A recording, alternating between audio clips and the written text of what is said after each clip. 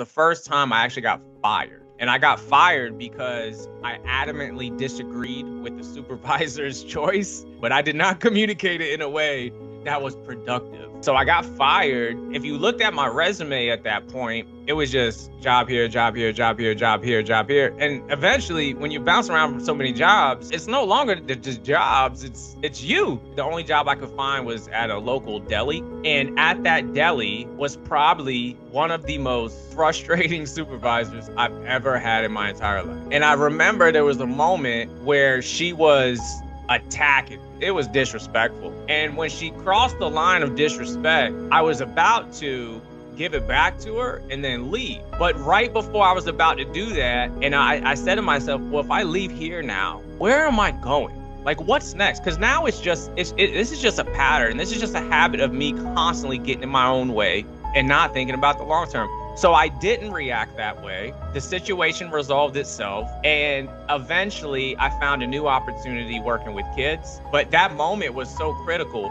because I could have made a decision that was consistent with the bad decisions I've made and the mistakes I've made up to that point.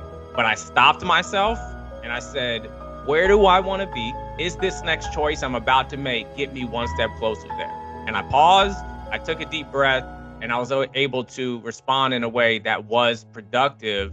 And if that moment didn't go that way, who knows what the path would have looked like? That moment was a turning point for me, for sure.